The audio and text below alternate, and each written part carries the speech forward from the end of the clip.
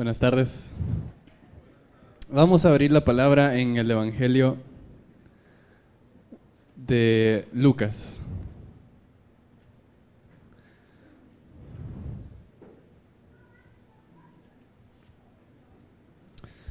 En el capítulo 9 vamos a meditar de los versículos 46 al 48.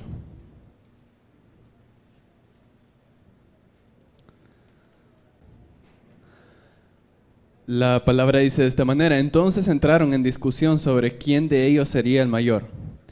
Y Jesús, percibiendo los pensamientos de sus corazones, tomó un niño y lo puso junto a sí, y les dijo: cualquiera que reciba a este niño en mi nombre, a mí me recibe.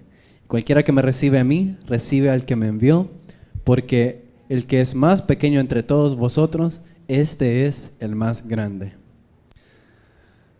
Padre, con humildad nos acercamos a tu palabra en esta tarde, pidiendo más humildad, Padre, pidiendo más mansedumbre para que en esta tarde tu palabra pueda llegar a lo más profundo de nuestro corazón y transformarlo desde nuestro interior. Tú prometiste que tu palabra sí haría eso, que es más cortante que toda espada de dos filos, penetra hasta partir el alma y el espíritu, y discierne todo lo que está en nuestro interior.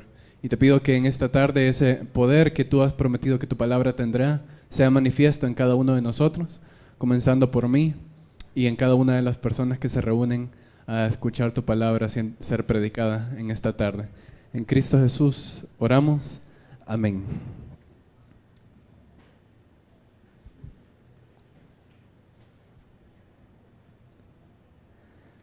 Debe ser que una de las características o frutos que el Espíritu quiere producir en nosotros, que quizá Él sea más difícil producir en nosotros, sea precisamente el fruto de la humildad, ¿verdad? Desde un plano humano, pues también es probablemente aquella virtud que sea más difícil de desarrollar. Es decir, que aquel que llega y un día logra decir, ¿verdad? Híjole, qué humilde soy, realmente tiene que volver al principio y volver a aprender de qué se trataba esto. La humildad es realmente una virtud extremadamente difícil de desarrollar. Y es que nuestro corazón tiende a ser orgulloso por cualquier cosa. Realmente no hace falta inyectarle mucho a nuestro corazón para hincharlo, para inflarlo y hacerlo elevarse por sobre todos los demás. Nosotros realmente nos jactamos de nuestra belleza, de nuestra inteligencia, de nuestra sabiduría, de nuestro atletismo, de nuestro talento. Y realmente no hace falta ni siquiera tener mucho de eso para elevar nuestro corazón y pensar que realmente todo el mundo debe servirme a mí por lo mucho que yo soy. Si se quiere hacer un poco de historia, pues, acerca de este pecado, del orgullo, definitivamente debe comenzarse con el padre de todo pecado, Satanás mismo, ¿verdad? De quien se dice en el capítulo 14 de Isaías, la profecía que Isaías hace acerca del rey de Babilonia, que también se atribuye a Satanás, del versículo 12 al 15, dice así: ¿cómo caíste del cielo, oh lucero, hijo de la mañana? Cortado fuiste por tierra. Tú que debilitabas a las naciones, tú que decías en tu corazón: subiré al cielo en lo alto, junto a las estrellas de Dios. Levantaré mi trono y en el monte del testimonio me sentaré. A los lados del norte, sobre las alturas de las nubes subiré y seré semejante al Altísimo. Mas tú derribado eres hasta el Seol, a los lados del abismo. Vemos que desde el principio es un principio claro que Dios siempre resiste a los soberbios y que después de la soberbia viene la caída. En el versículo 17 del capítulo 28 de Ezequiel, que también habla acerca de lo mismo, te dice: se enalteció tu corazón a causa de tu hermosura. No era necesariamente algo malo lo que lo ensoberbeció a él. No era algo malo que él hacía o algo malo que Dios había puesto en él. De hecho, Dios no había puesto mal en él, sino que en él nació el mal de una manera misteriosa, pero de una manera real. Y su mismo mal ha sido lo que ha infectado a nuestro mundo de pecado. Pero fue la misma hermosura que Dios le había dado a él, la que ensoberbeció su corazón, la que lo hizo tener un corazón orgulloso, y fue esa hermosura o el orgullo por esa hermosura lo que finalmente ocasionó su caída. Corrompiste tu sabiduría a causa de tu esplendor, yo te arrojaré por tierra, delante de los reyes te pondré para que miren en ti. Y sabía Satanás que si esa había sido la causa de su caída, para la nueva creación de Dios, para la creación que vino después de los ángeles, iba a ser la misma tentación la que ocasionara en ellos la caída. Para él era muy familiar y muy seguro tentar a la raza humana con la tentación con la que él mismo, digámoslo así, fue tentado y por la que él cayó. Y no fue eso lo que él le dijo a Eva. Lo que Dios no quiere es que cuando ustedes coman de ese fruto, ustedes van a ser iguales a él. Y el corazón de Eva se llena de orgullo, se llena de soberbia, queriendo ser igual a Dios, para ya no necesitar a Dios, para hacer a Dios a un lado y para poder ella ser autosuficiente e independiente del Dios que en ese momento quizá le pareció un estorbo, que le había puesto un mandamiento realmente sin sentido, y come del fruto. ¿Por qué? Porque deseó lo que Satanás le dijo. El fruto se le hizo deseable y codiciable porque deseó y codició lo que Satanás le prometió que morder el fruto conllevaría, es decir, ser igual a Dios o ser superior a Él. ¿Y qué diferencia realmente la de los pecadores con el Dios Altísimo, de quien se dice en el capítulo 2 de Filipenses que no estimó el ser igual a Dios como cosa a que aferrarse? Mientras que todos nosotros nos peleamos, ¿verdad?, por ver quién llega a la punta, mientras que todos nosotros debatimos y contendemos el uno al otro para ver quién va a ser el superior, y aún la raza humana no está lejos de estar peleando por quién llega a ser el Dios más alto de este siglo, el Dios más alto de todos los siglos. Dijo: no me voy a aferrar a eso. ¿Qué contraste? Que el ser más alto de toda la existencia es al mismo tiempo el ser más humilde. Que el ser más elevado que haya existido es el ser que más se humilló y que más bajo se puso, aún más bajo que todos los hombres. Que no le importó que precisamente aquellos que eran soberbios, a quien él mismo confrontó por su soberbia y por su orgullo, no le importó que ellos mismos fueran quienes a la hora de que él estuviera muriendo en la cruz lo pisotearan, lo golpearan y finalmente lo crucificaran y le quitaran la vida. ¿Qué sería de nosotros, hermanos, si esa fuera nuestra situación, no? Que Dios le permitiera a nuestros enemigos mortales, a aquellos que verdaderamente quieren acabar con nosotros, pisotearnos y golpearnos y escupir nuestro rostro y clavarnos en una cruz y mofarse de nosotros. Si nosotros tuviéramos pues la capacidad de parar todo el asunto de una vez y aún de defendernos y de vengarnos, seguramente lo haríamos, y Él no lo hizo. No aferró su propia condición, sino que se humilló hasta lo más profundo. Romanos 15, del 1 al 3 dice: así que los que somos fuertes debemos soportar las flaquezas de los débiles y no agradarnos a nosotros mismos. Cada uno de nosotros agrade a su prójimo en lo que es bueno, para edificación, porque ni aun Cristo se agradó a sí mismo, antes bien, como está escrito, los vituperios de los que te vituperaban cayeron sobre mí. Es totalmente antitético a lo que el mundo nos enseña hoy en día, ¿no? El mundo nos enseña que es un derecho de cada uno de nosotros y realmente casi una obligación pelear por lo nuestro.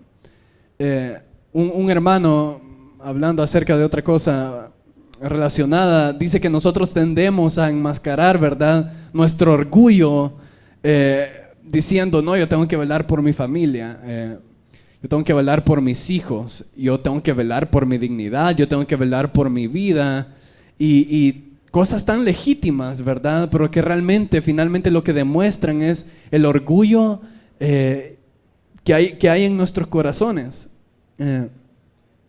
Finalmente esa es la naturaleza del ser humano. El ser humano es orgulloso y ya dijimos que no le hace falta mucho al corazón para llenarse de tal manera de que se eleva sobre todos los demás y se ama a sí mismo por sobre todos los demás y se ve a sí mismo por sobre todos los demás. El pasaje que estudiamos la última vez con mi papá decía, porque habrá hombres amadores de sí mismos. Ese, por cierto, es la caracterización de todos los hombres que existen sobre esta tierra. Todos se aman a sí mismos por sobre Dios.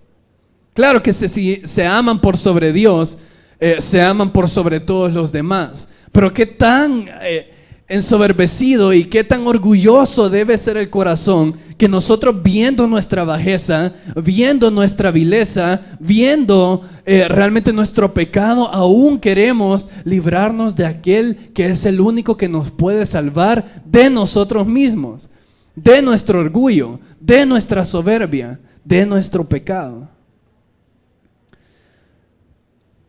Esa era, por cierto, la época en la que vivían los discípulos, y es importante que comprendamos un poco acerca de esto para comprender el corazón de los discípulos, de qué manera había sido contaminada, pero más bien que veamos que los discípulos no eran diferentes a lo que el mundo era en esa época. Mateo capítulo 23, sería bueno que vayamos un rato hacia allá, versículos del 1 al 12. Verán que el título es Jesús acusa a escribas y fariseos, y todo el capítulo es realmente una cátedra, un discurso de Jesús en contra del orgullo y de la falsa religión de los fariseos. Pero aún más, si en Mateo capítulo 5 al 7 Jesús habló más de la conducta de los fariseos, en el capítulo 23 va todavía más directamente y va al corazón. Desde el versículo 2, en la cátedra de Moisés se sientan los escribas y los fariseos. Así que todo lo que os digan que guardéis, guardadlo y hacedlo, mas no hagáis conforme a sus obras, porque dicen y no hacen. Porque atan cargas pesadas y difíciles de llevar y las ponen sobre los hombros de los hombres, pero ellos ni con un dedo quieren moverlas. Antes hacen todas sus obras, ¿para qué? Para ser vistos de los hombres, pues ensanchan sus filacterías y extienden los flecos de sus mantos y aman los primeros asientos en las cenas y las primeras sillas en las sinagogas y las salutaciones en las plazas y que los hombres los llamen rabí, rabí. Pero vosotros no queráis que os llamen rabí, porque uno es vuestro maestro, el Cristo, y todos vosotros sois hermanos. Y no llaméis Padre vuestro a nadie en la tierra, porque uno es vuestro Padre, el que está en los cielos. Ni seáis llamados maestros, porque uno es vuestro Maestro, el Cristo. El que es el mayor de vosotros, sea ¿qué? Vuestro siervo. Y aquí el principio eterno que Cristo quería darnos a entender. Porque el que se enaltece será humillado, y el que se humilla será enaltecido. Pero eso era lo que los fariseos le enseñaban a la muchedumbre en esa época, que estaba bien enaltecerse, que estaba bien buscar los primeros lugares, que estaba bien, de nuevo, velar por nosotros mismos. Estaba bien que los hombres los admiraban. Estaba bien que los hombres dijeran cosas buenas de ellos, y que aún más era bueno que ellos persiguieran ese objetivo. eso era lo que se les había enseñado. Y de nuevo, no me parece algo tan alejado de nuestra realidad de hoy en día, en donde los medios y la sociedad, la cultura nos enseña que está bien que niñas, ¿verdad?, griten por el hombre y se arrodillen y se desmayen por él y lloren y hagan filas por ver a un hombre. Y el mundo ve eso como realmente algo sublime, como algo que está bien. Y dice, bueno, tú debes ser así también. Busca este mismo sueño. Con ese poco talento que tienes, ¿verdad? Y con esa poca belleza que tienes, igual no importa si aquellos ni son talentosos ni son tan guapos, pero igual tú persigue ese sueño. Persigue el sueño de la fama, persigue el sueño de la fortuna, persigue el sueño de la admiración. Persigue el sueño de ser popular. Eso es bueno. Eso es lo que trae satisfacción a tu corazón. Ese es en esencia el mensaje del mundo. Quizá no vayas a ser famoso, pero que la gente admire las cosas que tienes. Que la gente cuando llega a tu casa diga, wow, ¿verdad? ¿Cómo te bendice el Señor? En nuestro lenguaje cristiano, ¿verdad? Qué lindo el carro que tienes. Y está bien que la gente te mire, está bien que la gente se admire de lo que tú has logrado y de lo que tú tienes.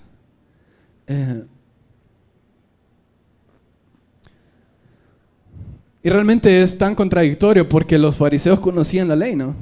Santiago 2, del 8 al 9, si en verdad cumplís la ley real, conforme a la Escritura, amarás a tu prójimo como a ti mismo. Bien hacéis, pero si hacéis acepción de personas, cometéis pecado y quedáis convictos por la ley como transgresores. Ser humilde en nuestra época es ser débil.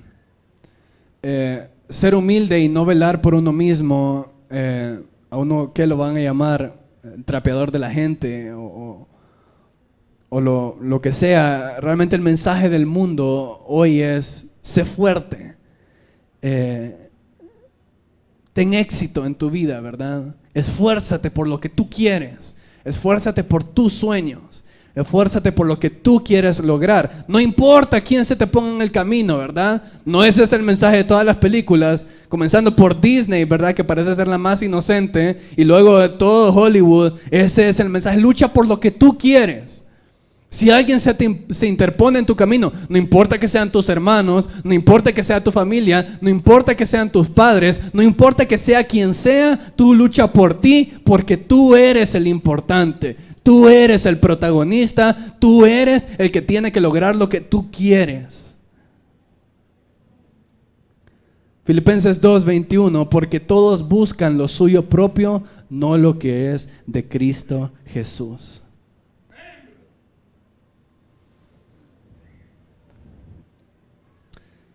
Y aún un predicador agrega esto: si es difícil pues mantener la belleza en su lugar, el intelecto en su lugar, la sabiduría en su lugar, el atletismo en su lugar, el talento en su lugar, o lo que sea en su lugar, quizá hay una cosa que el ser humano no resiste, o le es difícil de resistir para ensoberbecerse.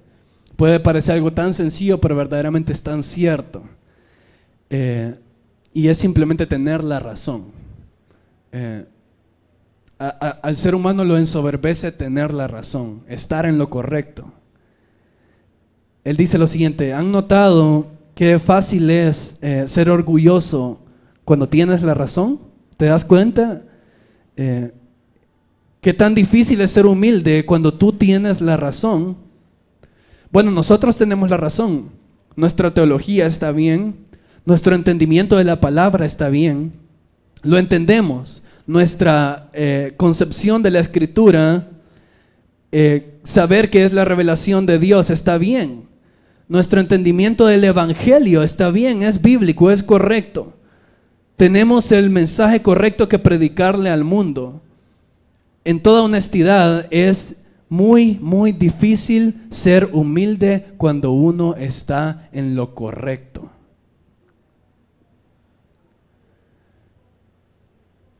Yo lo noto tanto cuando muchos pues comienzan a entremeterse en el mundo de la teología, en el mundo de la doctrina, comienzan a pensar que ellos son los únicos devotos a Dios, y comienzan a pensar que ellos son los únicos que verdaderamente aman a Dios, y se vuelven ciegos al mundo que los rodea, de gente que es igualmente devota y quizá mucho más sensibles y afectuosos para el Señor.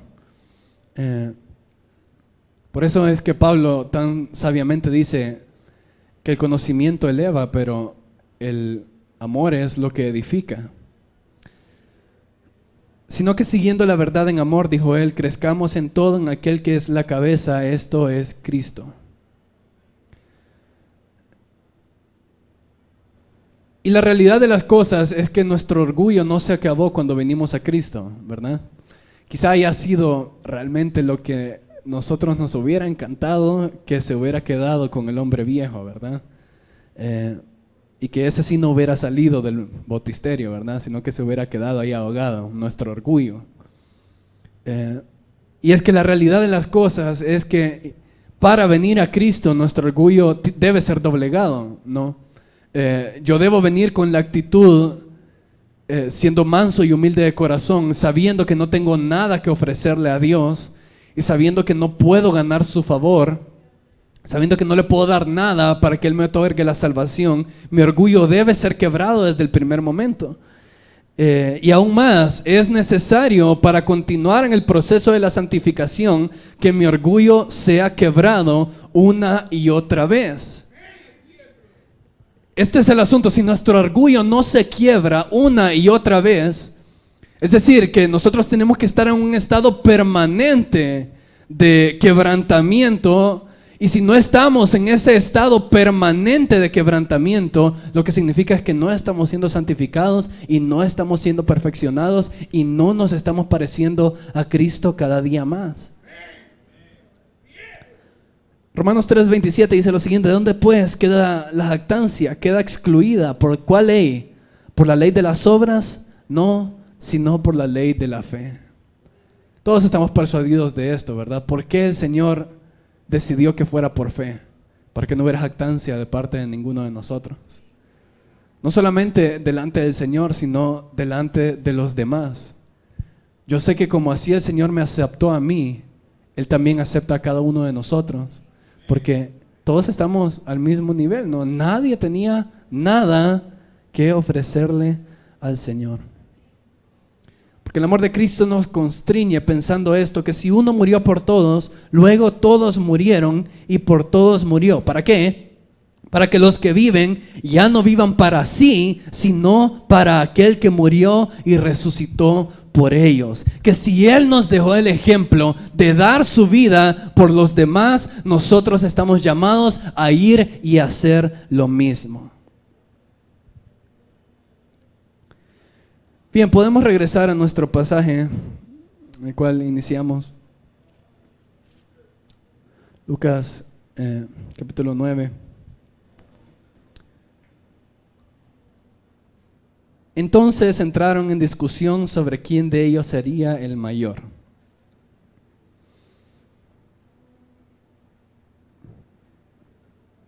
Creo que es sabio comenzar un pasaje así, viéndose uno ahí, ¿verdad?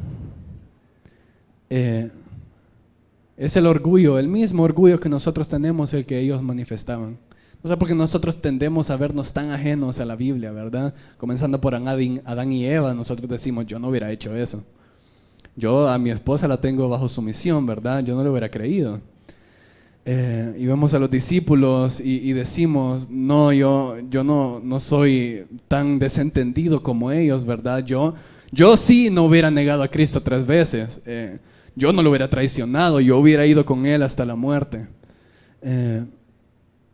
Quizá vemos a la iglesia de los Corintios y decimos, ¿qué iglesia, verdad? Yo creo que es mucho más aleccionador que nosotros reconozcamos lo de nosotros que hay en ellos. Entonces entraron en discusión sobre quién de ellos sería el mayor. No era algo extraño para los discípulos. De hecho, esta misma frase que la palabra que el evangelista utiliza en este pasaje es algo que tanto Mateo como Marcos como Lucas y aún Juan nos dicen que los discípulos siempre pasaban en esta discusión. Cristo haciendo milagros, sí, resucitando muertos, sí, pero por sobre todo predicando el reino, y el mensaje que ellos siempre entendieron fue, bueno, va a haber un reino terrenal, ¿verdad? Entonces, ¿quién se va a sentar a la derecha y a la izquierda de Cristo? Sí, qué bonito, ¿verdad? Andar aquí 3 años con Él, caminando y siendo bañados por su polvo, siguiendo sus pasos, pero a nosotros lo que nos interesa es lo que está al final, ¿verdad? ¿Quién va a ser el mayor? ¿Quién va a ser el que se va a sentar a la diestra y a la siniestra de Cristo? ¿A quién le van a servir los otros? Eso es lo que yo quiero saber, es básicamente lo que decían Jacobo y Juan, ¿verdad? Cristo, ¿quién nos va a lavar los pies? ¿Quién va a ser el que se siente y quién va a ser el que va a estar sirviendo? Y de hecho, parece un poco ridículo incluso en las situaciones en las cuales llevaron esta discusión, ¿verdad? Si ustedes van a Mateo capítulo 20, ustedes verán la lista de los apóstoles elegidos.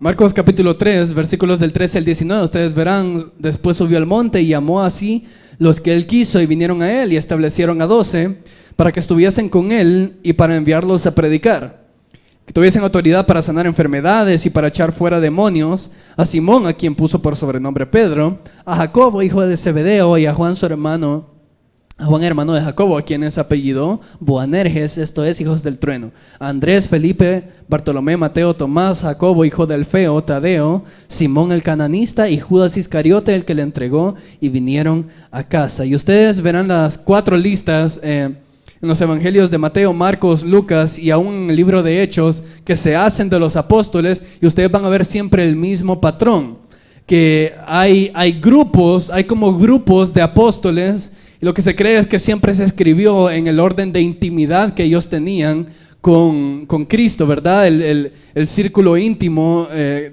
constituido por Pedro, Jacobo y Juan, y luego los demás que no eran tan íntimos, sí eran obviamente muy cercanos a él, pero no eran del círculo más cercano. Pero ustedes verán que siempre aparecen primero Pedro, Jacobo y Juan, y aunque el orden varía un poco, siempre el que está a la cabeza es Pedro. Y esto se cree que principalmente sí fue el orden que Cristo estableció, pero además era porque esa era la dinámica con que ellos jugaban. Ustedes verán que Pedro siempre es el que habla en representación de los demás, ¿verdad? Él es siempre el que se pone al frente de todos. Jacobo y Juan no se quedaban atrás, por eso es que Cristo los llama hijos del trueno. Entonces ellos también aparecen por su fortaleza de temperamento entre los primeros 3, y quizás si Cristo no los hubiera tenido a ellos en el círculo íntimo, finalmente ellos se hubieran metido la fuerza al círculo íntimo, porque esa era la fuerza con que ellos siempre vivían y ese era el ímpetu con que ellos siempre se acercaban a Jesús.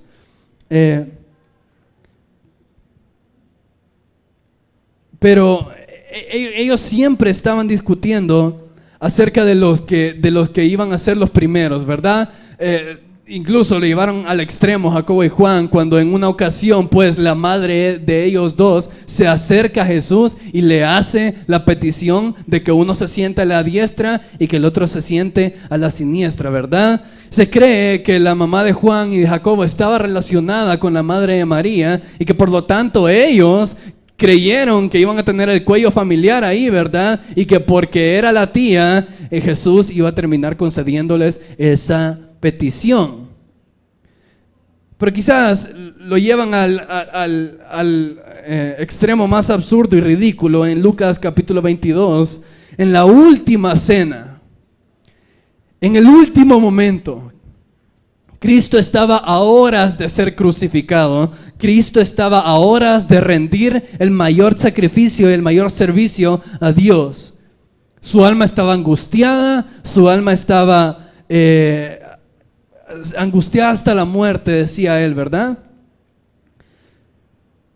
¿Y de qué estaban pendientes los discípulos? Lucas capítulo 22, 24 en adelante, hubo también entre ellos una disputa sobre quién de ellos sería el mayor. Estaban discutiendo teología profunda, ¿verdad? Estaban discutiendo acerca de la elección y de la predestinación y acerca de conceptos elevados, no. Estaban discutiendo acerca de quién iba a ser el mayor. En la última cena, en la misma en que Cristo se arrodilla y lava los pies de cada uno de ellos. En la misma cena en la que Cristo les repite, el discípulo no es mayor que su maestro. En esa misma cena, a horas de Cristo ser crucificado, ellos están pensando en quién se va a sentar en el trono. Pero les dijo: los reyes de las naciones se enseñorean de ellas, y los que sobre ellas tienen autoridad son llamados bienhechores, mas no así vosotros, si no sea el mayor entre vosotros como el más joven, y el que dirige como el que sirve. Pero ¿cuál es el mayor? ¿El que se sienta a la mesa o el que sirve? No es el que se sienta a la mesa, mas yo estoy entre vosotros como ¿quién? Como el que sirve. Y gráficamente les da una lección de cómo se debe servir a los demás. Y si pensamos que después de la resurrección ya les había cambiado el chip, no, ¿verdad? Hechos capítulo 1, ¿qué es lo primero que le preguntan después de que él resucita? Maestro, ¿en este tiempo será que tú restituyas el reino? Maestro, vaya, ya moriste, resucitaste, hoy sí respondenos. ¿Quién se va a sentar a la par tuya? Quizá una mejor pregunta pudieron haber hecho, ¿verdad? Pero no. ¿Quién, maestro, va a sentarse a la par tuya cuando tú vengas en tu reino? Bien, pero en esta precisa ocasión, Cristo toma esta discusión y les da una lección acerca de humildad. Y este pasaje es muy ilustrativo por el contexto en el cual ellos estaban. Ya habían pasado por lo menos 1.5 años a 2 años de ministerio con Jesús.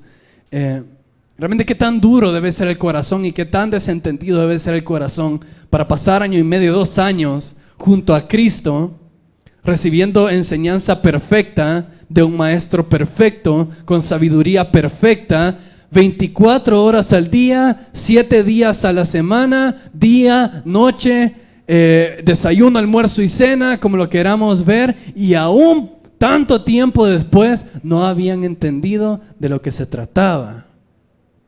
Pero bien, acababa, ustedes pueden ver en el capítulo 9, versículo 1, que es la misma ocasión en que Cristo envía a sus discípulos y los envía a predicar.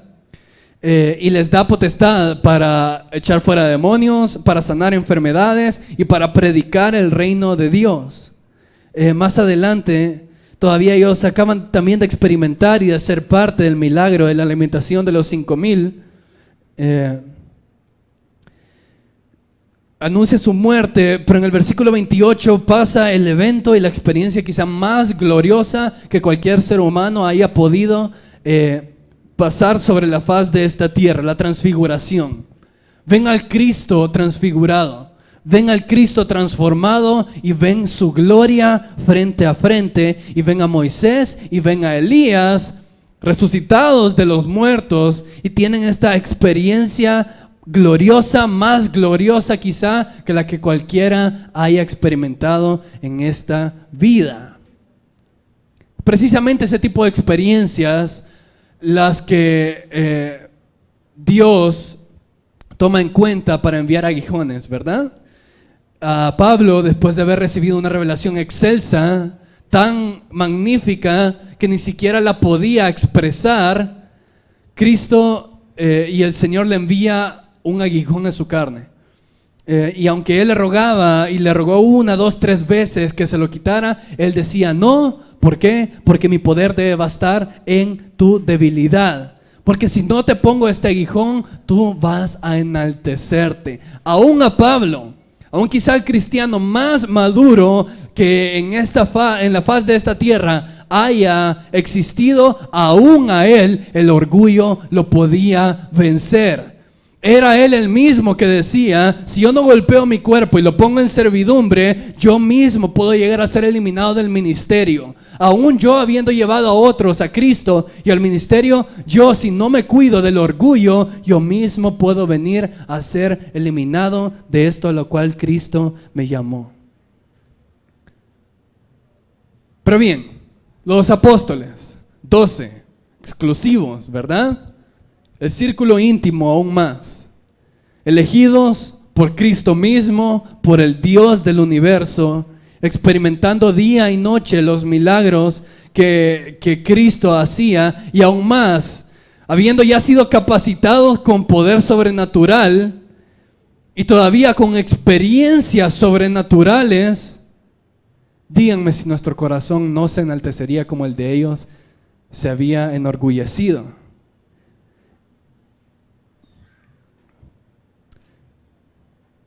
Entonces entraron en discusión sobre quién de ellos sería el mayor. Dice un comentarista, casi podemos escuchar a estos discípulos discutiendo, ¿verdad? ¿Y tú cuántas sanidades hiciste, verdad? ¿Y de qué tipo?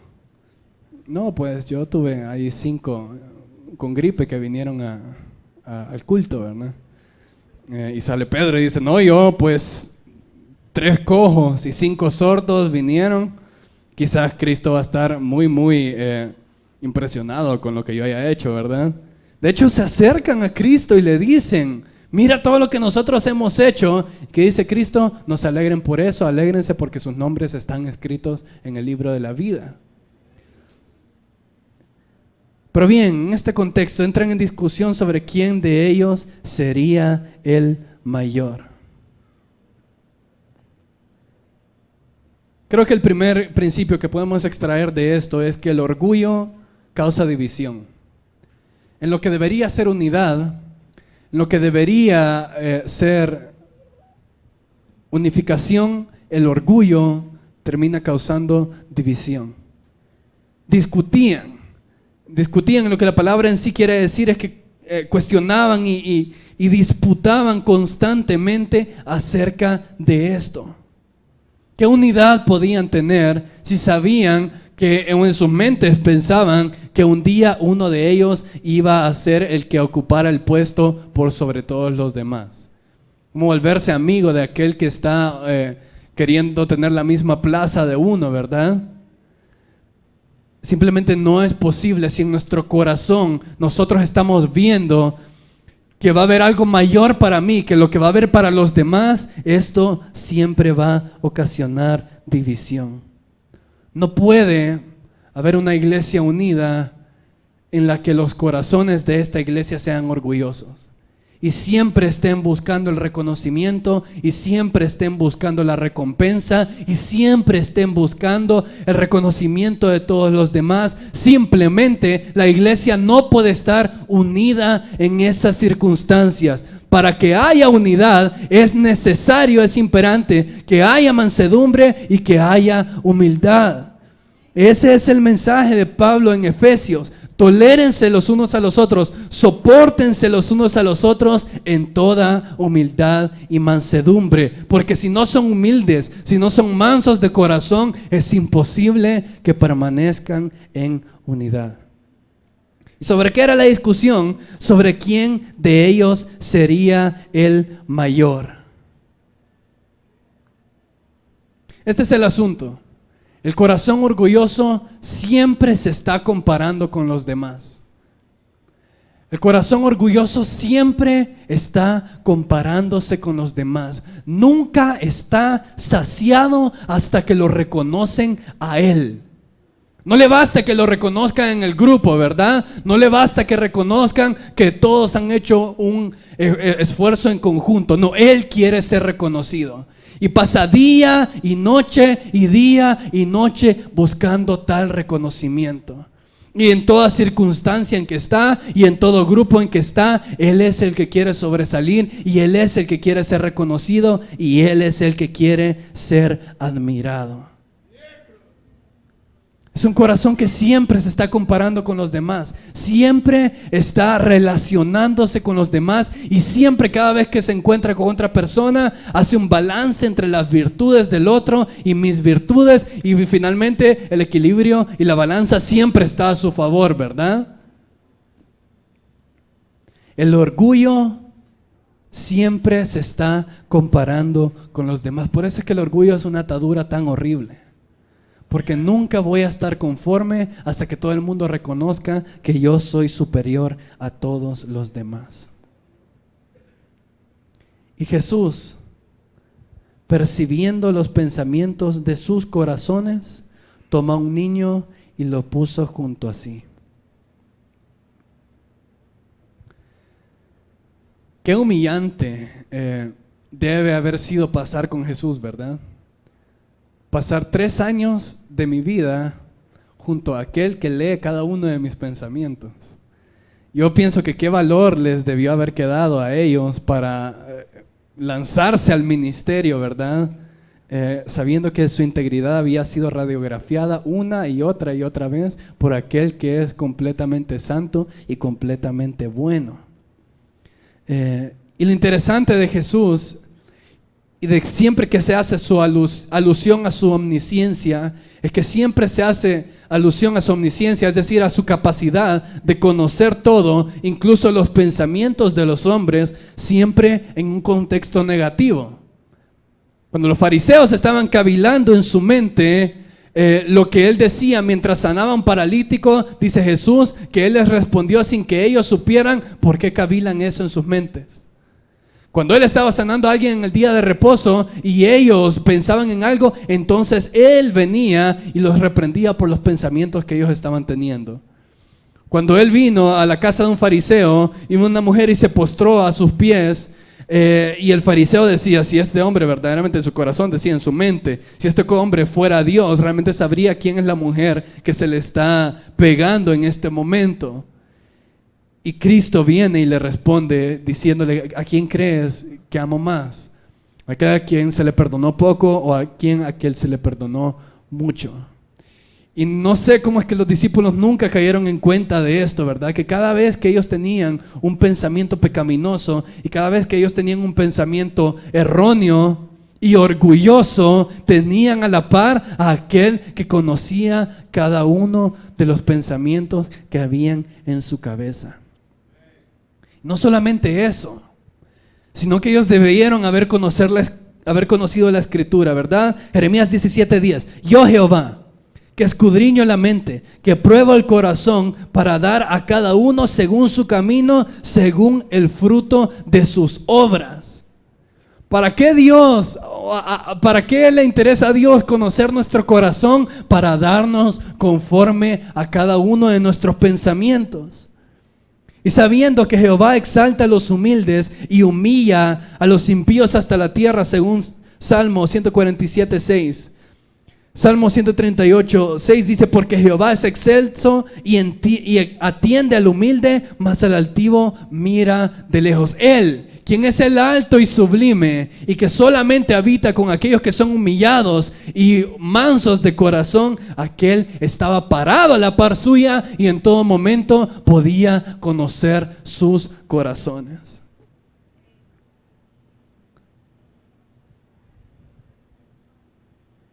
Qué gran demostración de la gracia de Dios. Realmente para cada uno de ellos. Qué demostración de la gracia de Dios. Que Jesús, en el momento en que uno de ellos tenía un pensamiento pecaminoso, humilde y ensoberbecido, él podía llamar a una legión de ángeles y que acabaran con cada uno de ellos, ¿verdad? En el mismo lenguaje que él utilizó. Sin embargo, Él no lo hizo y pacientemente les daba una lección tras otra acerca de la humildad que ellos deberían tener.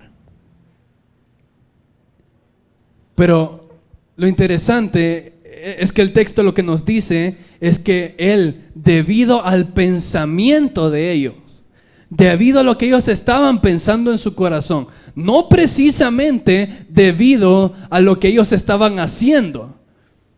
Estaban discutiendo y la palabra no nos dice que porque estaban discutiendo es que Jesús toma al niño. ¿Qué es lo que dice la palabra? Jesús percibiendo los pensamientos de sus corazones.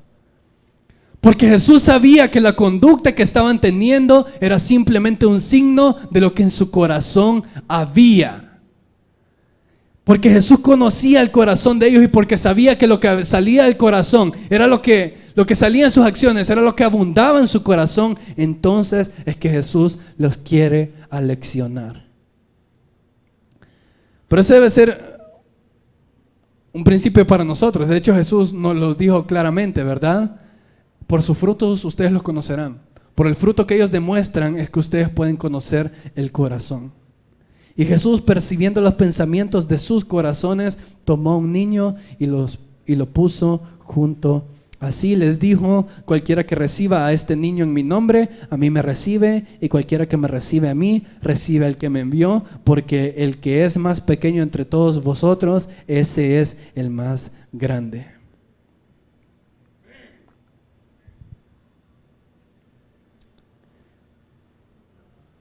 ¿Por qué es tan pecaminosa no solamente la acción que ellos estaban teniendo, sino por qué es tan pecaminoso el pensamiento que ellos estaban teniendo? ¿Por qué Jesucristo en su santidad aborrecía lo que ellos estaban haciendo? Porque si ellos no recibían a su hermano, lo que Él está diciendo es: no me reciben a mí. Si ustedes discuten con su hermano, literalmente están discutiendo conmigo. Es apropiado en este momento ir al pasaje paralelo en el capítulo 18 de Mateo.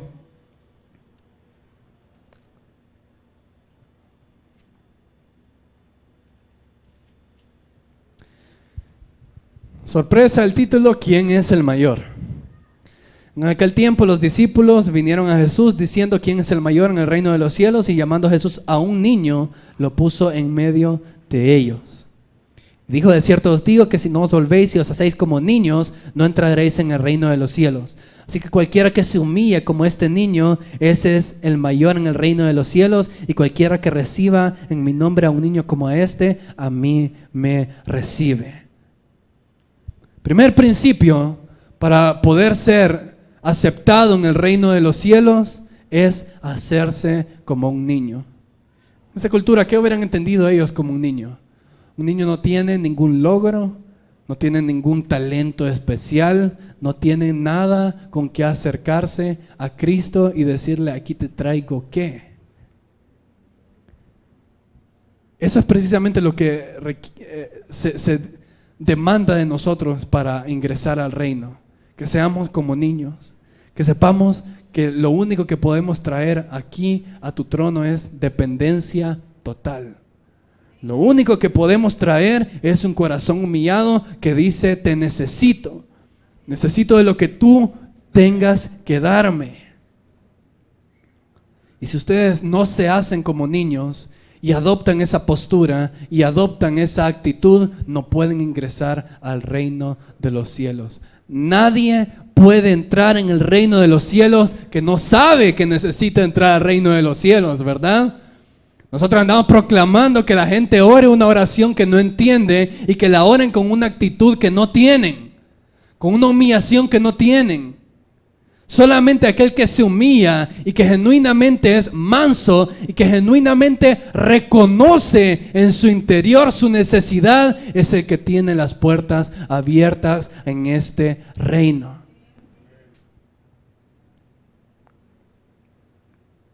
Cualquiera que se humille como este niño, ese es el mayor en el reino de los cielos. Y cualquiera que reciba en mi nombre a un niño como este, ¿a quién recibe? A mí me recibe.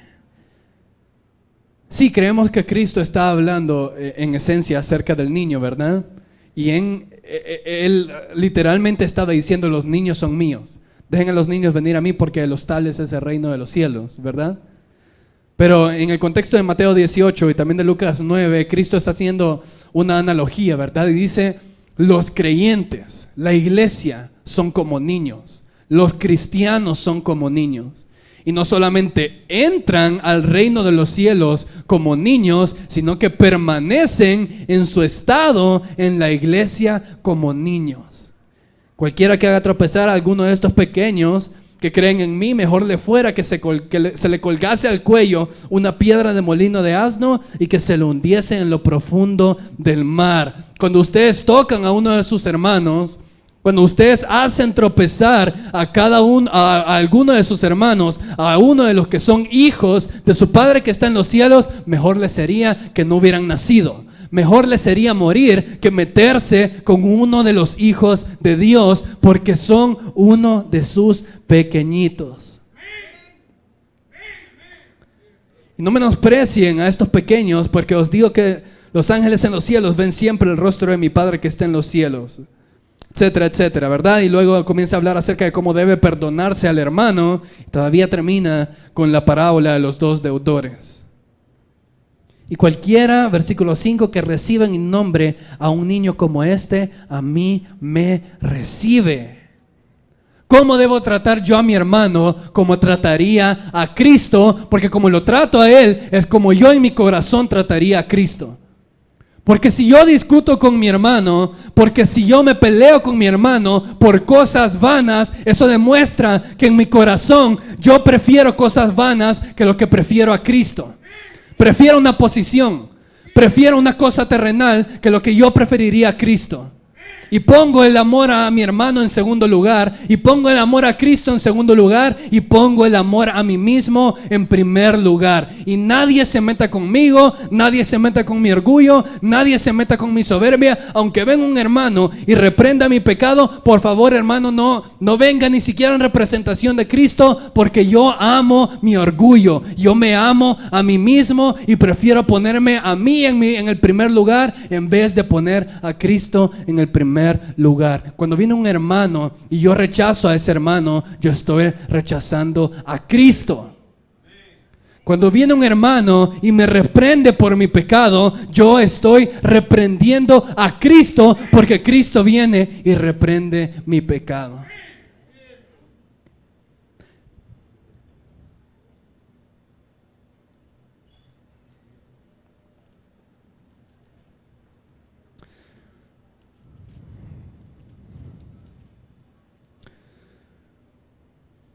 Cualquiera que reciba a este niño en mi nombre, a mí me recibe. Y cualquiera que me recibe a mí, recibe al que me envió. Cuando reciben a uno de sus hermanos, a uno de estos pequeñitos, a uno de estos creyentes, reciben a Cristo. Y cuando reciben a Cristo, reciben a aquel que lo envió desde los cielos. Vemos la cadena, ¿verdad? Si yo recibo a mi hermano, estoy recibiendo a Cristo. Y si yo recibo a Cristo, estoy recibiendo a Dios. Y no puedo decir en mi corazón que yo amo a Dios y que amo a Cristo si aborrezco a mi hermano. Y no puedo decir yo que no desprecio a Cristo y a Dios si estoy despreciando a mi hermano.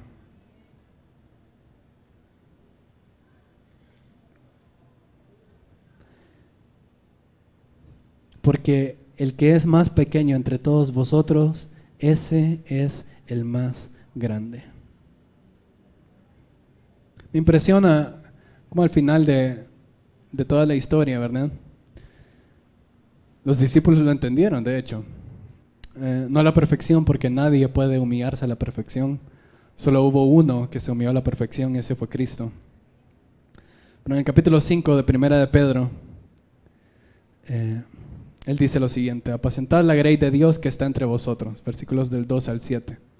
Cuidando de ella, no por fuerza, sino voluntariamente, no por ganancia deshonesta, sino con ánimo pronto. No como teniendo señorío sobre los que están a vuestro cuidado, sino siendo ejemplos de la grey. Cuando aparezca el príncipe de los pastores, vosotros recibiréis la corona incorruptible de gloria.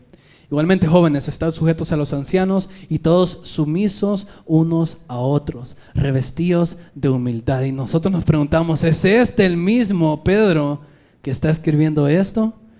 Porque Dios resiste a los soberbios y da gracia a los humildes. Humillaos pues bajo la poderosa mano de Dios para que Él os exalte cuando fuere tiempo. Dios resiste a los soberbios y da gracia a los humildes. Y oremos en esta tarde para que sea el Señor que nos dé ese corazón, ¿verdad? Qué fácil es discutir por cosas triviales. Qué fácil para nuestro corazón orgulloso, lleno de envidias, lleno de malicia, lleno de soberbia, es discutir por cosas que no valen la pena. La instrucción de Cristo es fácil. Algo trivial o mi hermano, y yo siempre debo elegir el amor por mi hermano. Si eso requiere que yo me haga a un lado y que yo me humille y que termine en el peor lugar, pues que así sea. Pero si con ese corazón yo voy a ganar a mi hermano, entonces he ganado también el favor de Cristo. Padre, cuán difícil es tu instrucción, aunque simple, aunque sencilla, es difícil tener este corazón.